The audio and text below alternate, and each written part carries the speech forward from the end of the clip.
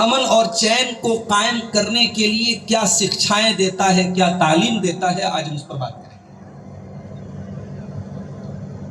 پہلے ہم یہ سمجھیں کہ اسلام کا موٹیو کیا ہے، اسلام کا مقصد کیا ہے، اسلام کیا چاہتا ہے۔ اس کو جاننے کے لیے ہم 1400 سال پہلے چلتے ہیں۔ حبشہ کا دربار ہے، نجاشی کا دربار ہے، اور بادشاہ کے سامنے گفتگو کرنے کے لیے، بات کرنے کے لیے حضرت جعفر طیار رضی اللہ تعالیٰ عنہ کھڑے ہوتے ہیں، اور بہت ہی شارٹ میں، بہت ہی مختصر انداز میں وہ اسلام کا ایک انٹروڈکشن پیش کرتے ہیں۔ حضرت جعفر کہتے ہیں، ایھا الملک کننا قوما اہل جاہلیت، بادشاہ سلامتم جاہل لوگ تھے، نعبد الاصنام، ہم بتوں کی عبادت کیا کرتے تھے، وناکل المیتم، مردار کھایا کرتے تھے، ونقطع الارحام، رشتوں کو کاٹا کرتے تھے، ونسیء الجوار، پڑوسیوں کو تکلیف پہنچایا کرتے تھے، یاکل القوی منا الضعیف، جو ہم میں سے طاقتور ہوتا تھا وہ کمزور کو مار دیا کرتا تھا، کھا جایا کرتا تھا، ختم کر دیا کرتا تھا۔ بعث اللہ الینا رسولا، پھر اللہ تعالیٰ کی رحمت ہم پر، دریائے رحمت اللہ تعالیٰ کا جوش میں آیا، اللہ نے اپنے آخری رسول کو بھیجا، نعرف نسبہ وصدقہ وامانتہ، وہ نبی ہمارے لیے انجانے نہیں تھے، ہم ان کے خاندان کو بھی جانتے تھے، ان کی سچائی سے بھی واقف تھے، ان کی امانت داری سے بھی واقف تھے۔ اس نبی نے آ کر کے ہم کو حکم دیا، اللہ نعبد الا اللہ، کہ ہم صرف اور صرف ایک اللہ کی عبادت کریں، وَنَخْلَعَ مَا يَعْبُدُ آبَاؤُنَا، اور ہمارے باپ دادا جن بتوں کی عبادت کیا کرتے تھے ان تمام چیزوں کی عبادت کو ہم چھوڑ دیں، وَنُحْسِنُ الْجِوَارَ، پڑوسیوں کے ساتھ اچھا سلوک کریں، وَنَصِلُ الْأَرْحَامَ، رشتہ داروں کے ساتھ رشتہ جوڑا کریں، کمزوروں کا ساتھ دیا کریں، ظالموں کے خلاف کھڑے ہو جایا کریں۔ بادشاہ سلامت، یہی ہمارا جرم تھا، ہم نے اس نبی کی، اس رسول کی بات کو مان لیا، ان کا کلمہ پڑھ لیا۔ بہت ہی مختصر الفاظ میں حضرت جعفر رضی اللہ تعالیٰ نے اسلام کا انٹروڈکشن، اسلام کا ایک جو ہے تعارف پیش کر دیا کہ اسلام کس کو۔ ایک اور مثال دیکھیے،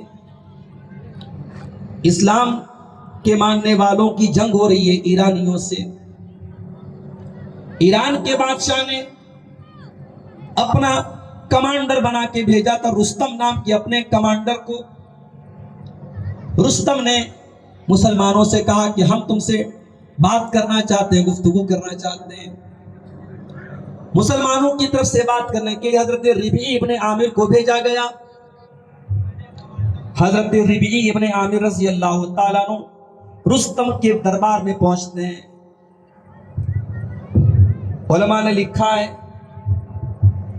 سیرت نگاروں نے لکھا ہے، رستم نے حضرت ربیعی کے آنے کے پہلے اپنے دربار کو بہت سجایا تھا، قیمتی قالین بچھایا تھا، جھاڑ اور فانوس لٹکائے تھے، اپنے دربار کو بہت عالی شان بنایا تھا۔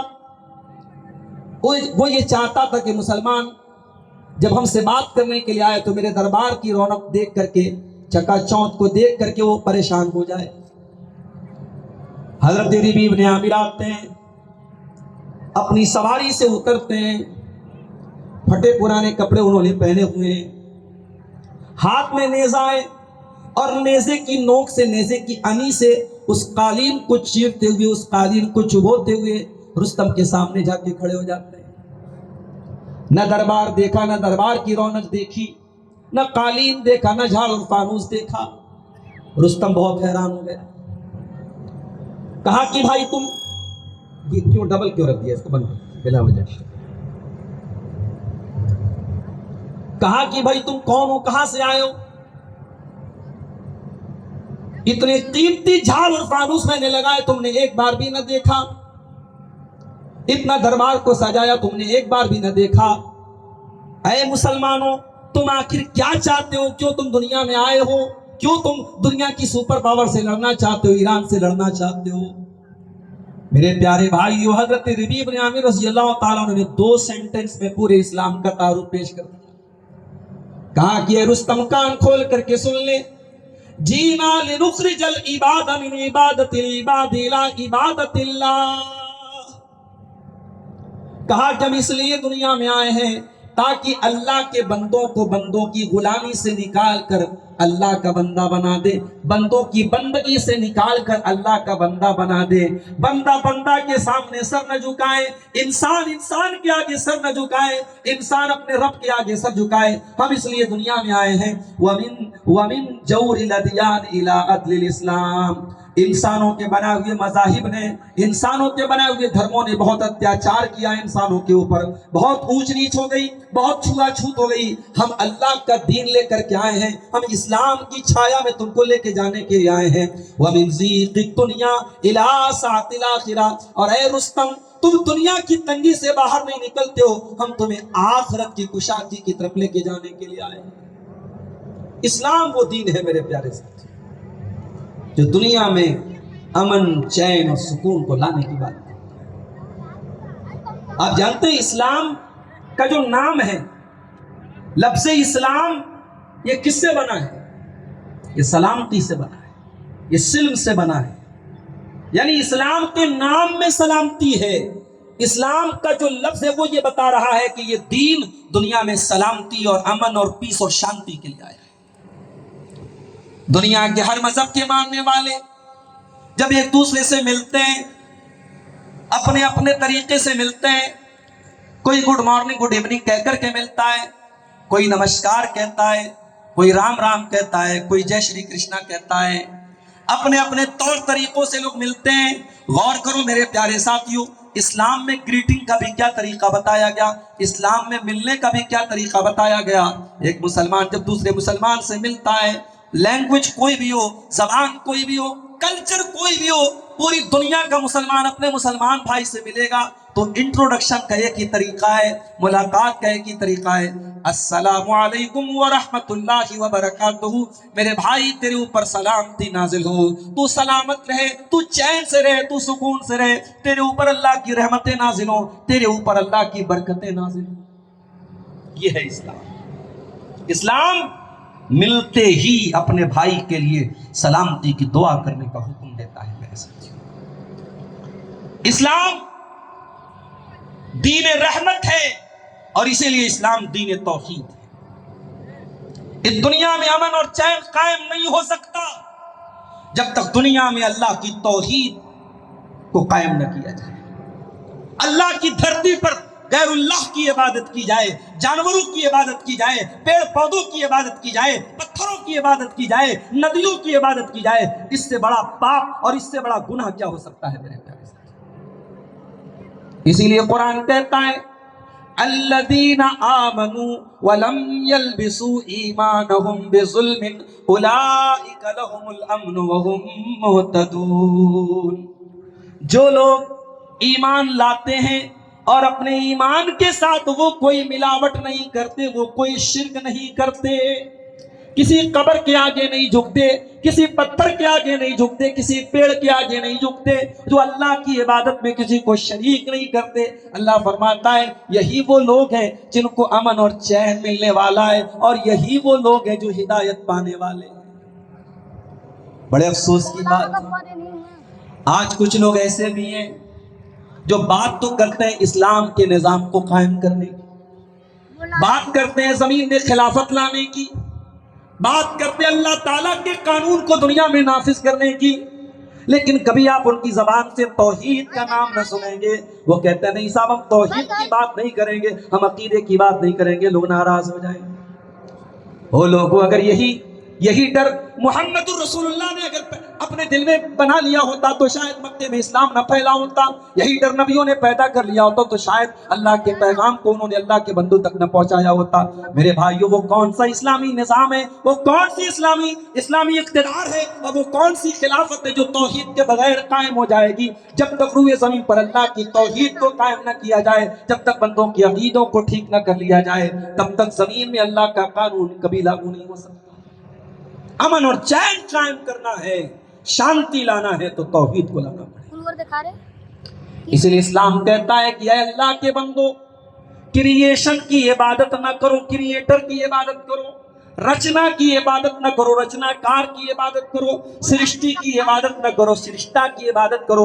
مخلوق کی عبادت نہ کرو، خالق کی عبادت کرو. قرآن کہتا ہے سب سے عقل مند وہ لوگ ہیں جو اپنے رب کو پہچان لیں. ان فی خلق السماوات والارض واختلاف اللیل والنہار لآیات لأولی الالباب. میرے بندو، اس کائنات میں عقل مندوں کے لیے نشانیاں ہیں. اور عقل مند کون ہے؟ فرمایا الذین یذکرون اللہ قیاما وقعودا وعلی جنوبہم. جو اللہ کا نام لینے والے، جو اللہ کا ذکر کرنے والے، جو کھڑے ہو کر کے بھی اللہ کو یاد کرتے ہیں، جو بیٹھ کر کے بھی اللہ کو یاد کرتے ہیں، جو لیٹ کر کے بھی اللہ کو یاد کرتے ہیں. آج کی دنیا کی ڈگریاں، دنیا کی نالج، دنیا کے علم، دنیا کی تمام صلاحیتیں بیکار ہیں اگر آپ اپنے کریٹر کو نہ پہچان پائیں، اپنے رب کو نہ پہچان پائیں، آپ کی زبان سے آپ کے رب کی بڑائی نہ نکلے. میرے پیارے ساتھیوں، ایسی ڈگریاں، ایسا علم، ایسی نالج، ایسا گیان کس کام کا کہ آپ اپنے پیدا کرنے والے کی عبادت کریں. اسلام امن اور شانتی کی تعلیم دیتا ہے، اور اسلام اسی لیے دنیا میں انسان کو انسان کا مقام بتاتا ہے. آج سائنس کہتی ہے تو انسان پہلے بندر تھا، بندر سے انسان بن گیا. بڑے بڑے عقل مند لوگ اس تھیوری کو مان لیتے ہیں، کتابوں میں پڑھایا جاتا ہے. اور دنیا کے بڑے بڑے انٹیلیجنٹ لوگ یہ کہتے ہیں صاحب ہم پہلے بندر تھے، بندر سے ہم انسان بنے، ہم نے ارتقا کیا ہے، ہم نے جو ہے ترقی کر کے ہم بندر سے انسان بنے. قرآن کہتا وَلَقَدْ كَرَّمْنَا بَنِي آدَمَ وَحَمَلْنَاهُمْ فِي الْبَرِّ وَالْبَحْرِ وَرَزَقْنَاهُمْ مِنَ الطَّيِّبَاتِ. میرے بندو، ہم نے آدم کی اولاد کو، ہم نے انسانوں کو دوسری مخلوقات کے مقابلے میں عزت عطا فرمائی ہے. ہم نے اس انسان کو زمین میں بسایا ہے، اور ہم نے خشکی اور تری میں اس کے رہنے کا اور سواری کا انتظام کیا ہے، اور ہم نے اپنی بہت ساری پاکیزہ چیزوں کی روزی اس کو عطا فرمائی ہے. اسلام میں انسان کا اتنا بڑا مقام ہے. دنیا کی اور قومیں مرنے کے بعد اپنے مردوں کے ساتھ کیا کیا کرتی ہیں، کوئی جلا دیتا ہے، کوئی چیل کووں کو کھلا دیتا ہے. اسلام اپنے ماننے والوں کو یہ حکم دیتا ہے کہ مرنے کے بعد بھی ایسا کوئی کام نہ کیا جائے جو انسانیت کے منافی ہو. انسان کی لاش کی بے حرمتی کرنے کی اسلام میں اجازت نہیں. دشمن کی لاش کے ساتھ، میدان جنگ میں دشمن کی لاش کے ساتھ بھی آپ بے حرمتی نہیں کر سکتے. یہ مانوتا کا سمان ہے، یہ ہیومینٹی کی رسپیکٹ ہے، یہ انسانیت کا احترام ہے اسلام میں کہ اسلام مردے کو دفن کرنے کا حکم دیتا ہے. اور جب آپ قبر میں دفناتے ہیں اور کسی دوسری قبر سے کوئی ہڈی نکل جائے، اللہ کے پیارے نبی فرماتے کسر عظم المیت کا کسر ہی حیاً. کبھی خبردار کسی مردے کی ہڈی کو نہ توڑنا. کسی مردے کی ہڈی کو توڑنا بھی اتنا ہی بڑا گناہ ہے جتنا کسی زندے کی ہڈی کو توڑنا ہے. انسانیت کا مقام دیکھو. بخاری اور مسلم کی روایت ہے، ایک یہودی کا جنازہ گزرتا ہے. اللہ کے پیارے نبی جنازے کو دیکھ کر کے کھڑے ہو جاتے ہیں.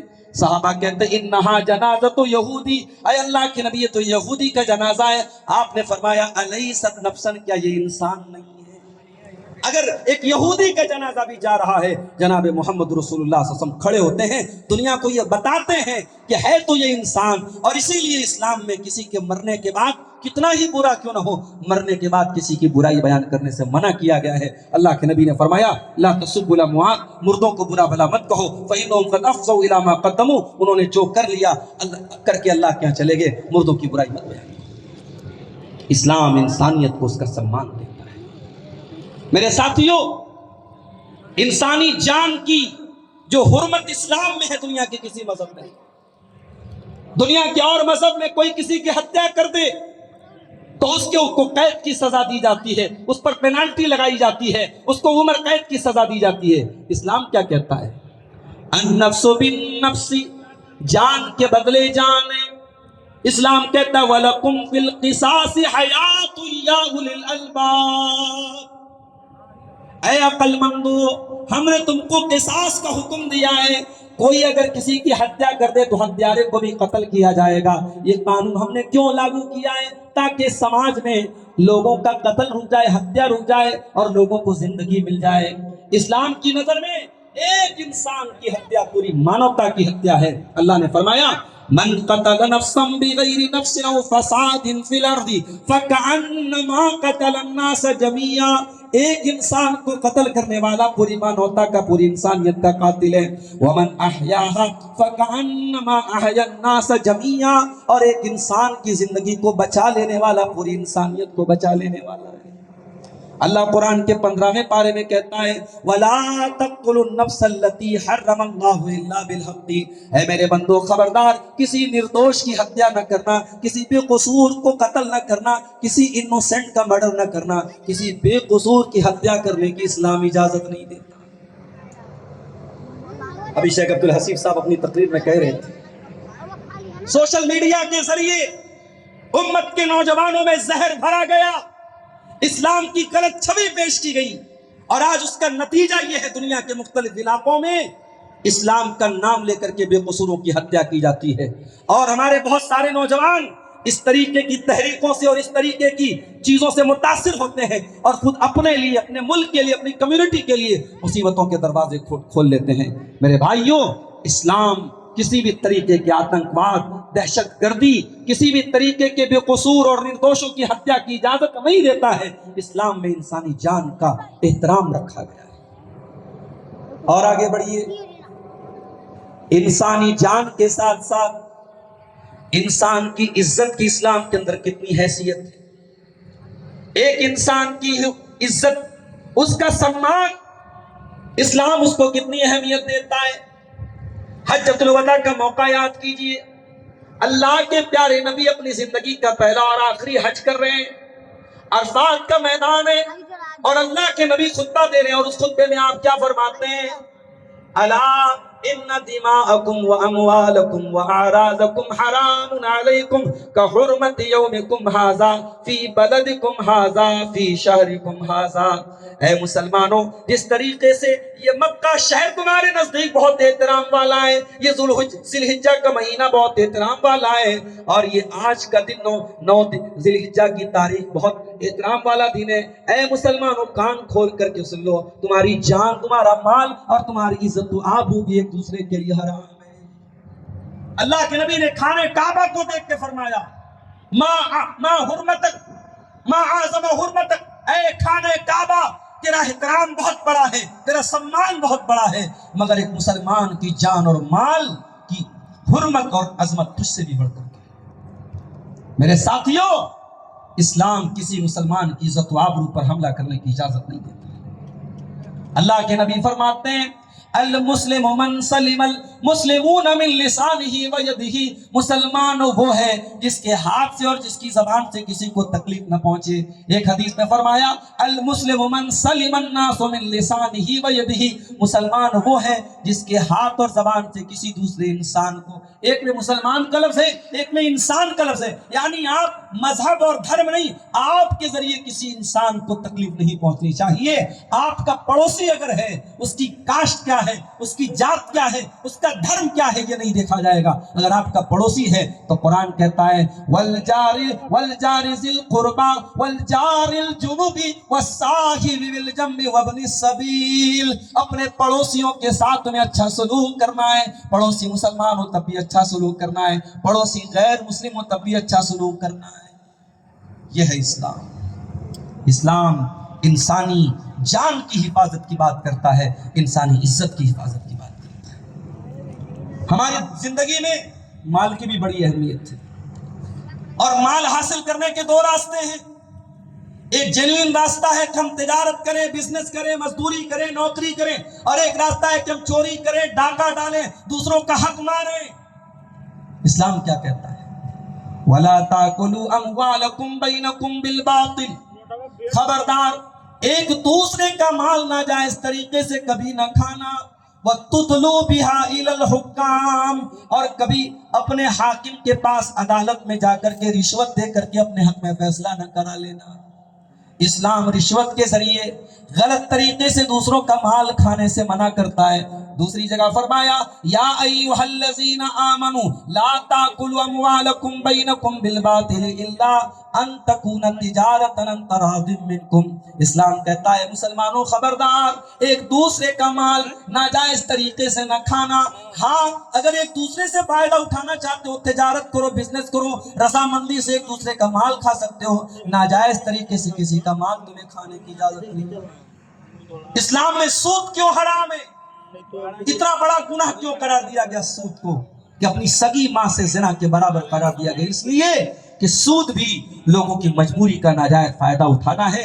اسلام کہتا ہے اگر کسی کو قرضہ دے رہے ہو تو فری میں قرضہ دو، قرضے پر کوئی پروفٹ مت کماؤ۔ پروفٹ کمانا ہے تو بزنس کرو، کاروبار کرو، کسی کو قرضہ دے کر کے، لون دے کر کے اس پر اگر پروفٹ کماتے ہو تو وہ انٹرسٹ ہے، وہ بیاج ہے، وہ حرام ہے۔ اسلام جوئے سے، سٹے سے، حرام کمائی کے تمام راستوں سے میرے پیارے ساتھیوں اسی لیے روکتا ہے کیونکہ اسلام لوگوں کے مال کی حفاظت کا بھی ایک ذریعہ ہے۔ میرے عزیزوں، یہ ذی الحجہ کا مہینہ چل رہا ہے، کل چاند نظر آ چکا ہے ہمارے ہند و نیپال۔ اس وقت ہم دنیا کے بہترین ایام سے گزر رہے ہیں۔ آج سے ٹھیک 9 دن کے بعد ہم انشاءاللہ اپنا دوسرا تہوار منائیں گے، عید الاضحیٰ منائیں گے۔ اس موقع پر ہم ابراہیم علیہ السلام کو یاد کریں۔ کبھی آپ نے غور کیا ابراہیم نے جب بھی دعا کے لیے ہاتھ اٹھایا ہے امن اور چین کی دعا مانگی؟ وَإِذْ قَالَ إِبْرَاهِيمُ رَبِّ اجْعَلْ هَٰذَا الْبَلَدَ آمِنًا، ابراہیم دعا کرتے ہیں اے پروردگار اس شہر مکہ کو تو امن والا بنا دے۔ اور اے ابراہیم تیری دعا کو اللہ نے کیسا قبول کر لیا، تیری دعا میں اللہ نے کیسی تاثیر رکھی تھی۔ تو نے ہزاروں برس پہلے تو نے دعا کی تھی، اور اے ابراہیم تیری دعا کو اللہ نے ایسا شرف قبولیت بخشا کہ وہ دن ہے اور آج کا دن ہے۔ ہزاروں برس گزر گئے، مکہ کل بھی امن والا شہر تھا، آج بھی امن والا شہر ہے، اور انشاءاللہ قیامت کی صبح تک امن والا شہر ہے۔ ابراہیم نے امن مانگا اور ساتھ میں ایک دعا اور مانگی، فرمایا وَجْنُبْنِي وَبَنِيَّ أَن نَّعْبُدَ الْأَصْنَامَ، اے اللہ مجھے اور میرے بچوں کو تو بت پرستی سے بچا، مجھے اور میرے بچوں کو تو شرک سے بچا۔ اے اللہ ایسا امن اور چین نہیں چاہیے جو عقیدے سے کمپرومائز کر کے مل جائے، جو توحید کو چھوڑ کر کے مل جائے۔ اے اللہ مجھے اور میرے بچوں کو توحید پہ قائم رکھنا، مجھے اور میرے بچوں کو بت پرستی سے بچانا۔ اے سرزمین نیپال پہ رہنے والوں بھائیوں، آنے والا دور بڑا نازک دور ہے۔ آپ کے بچے تعلیم حاصل کریں بہت اچھی بات ہے، آپ کے بچے سکشت ہو جائیں، ایجوکیٹڈ ہو جائیں بہت اچھی بات ہے، آپ کے بچے ترقی کریں اور بڑی بڑی سرکاری نوکریوں میں چلے جائیں بہت اچھی بات ہے، مگر اس بات کا خیال رکھنا کہ دنیا کی یہ ترقی کہیں توحید کی قیمت پر نہیں ملنی چاہیے، توحید کو کھو کر کے نہیں ملنی چاہیے۔ کہیں ایسا نہ ہو کہ دنیا کا نام مل جائے، دنیا کی عزت مل جائے، دنیا کی دولت مل جائے اور آخرت کی دولت چھین لی جائے، توحید کی دولت چھین لی جائے۔ ابراہیم کی اس دعا کو یاد رکھنا، فرمایا وَجْنُبْنِي وَبَنِيَّ أَن نَّعْبُدَ الْأَصْنَامَ، اے اللہ تو مجھے اور میرے بچوں کو بت پرستی سے بچانا۔ ابراہیم کو بھی اپنے بچوں کی امن اور چین کی فکر ہے۔ اسلام وہ دین ہے جو ہمیشہ امن اور چین کی بات کرتا ہے۔ 1400 سال پہلے جب اللہ کے نبی مکہ میں آئے تو اس وقت مکے میں لوگ گرمی اور جاڑے میں سفر میں نکلتے تھے، تجارت کا قافلہ نکلتا تھا، سفر میں نکلتے تھے۔ آس پاس کے مکہ کے آس پاس کے علاقوں میں ڈاکو آتے تھے، ڈاکہ ڈالتے تھے، چور آتے تھے، چوری کرتے تھے، رہزنی کرتے تھے۔ مکہ سیف تھا، مکہ والے سیف تھے۔ اللہ نے فرمایا لِإِيلَافِ قُرَيْشٍ إِيلَافِهِمْ رِحْلَةَ الشِّتَاءِ وَالصَّيْفِ فَلْيَعْبُدُوا رَبَّ هَٰذَا الْبَيْتِ الَّذِي أَطْعَمَهُم مِّن جُوعٍ وَآمَنَهُم مِّن خَوْفٍ۔ اے مکہ والو، اے قریش کے لوگوں، اللہ کا کتنا بڑا احسان ہے، اس نے تمہارے دل میں جاڑے اور گرمی کے موسم میں سفر کرنے کی محبت ڈال دی. کبھی تم جاڑے میں یمن کا سفر کرتے ہو, کبھی تم گرمی میں شام کا سفر کرتے ہو, آرام سے سفر کر کے واپس آ جاتے ہو, تجارت کرتے ہو, پیسہ کماتے ہو. اے مکہ والو, یہ سکون تم کو کس نے دیا؟ اللہ نے دیا. خانہ کعبہ کے رب نے دیا, اللہ تعالیٰ نے دیا. تو پھر اس خانہ کعبہ کے رب کی عبادت کیوں نہیں کرتے؟ فَلْيَعْبُدُوا رَبَّ هَٰذَا الْبَيْتِ, اے مکہ والو اس خانہ کعبہ کے رب کی عبادت کرو.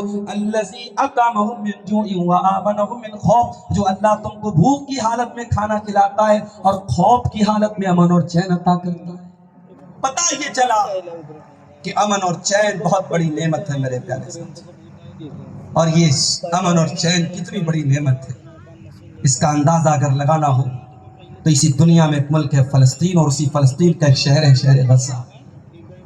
ذرا وہاں کے باشندوں کے حالات دیکھو.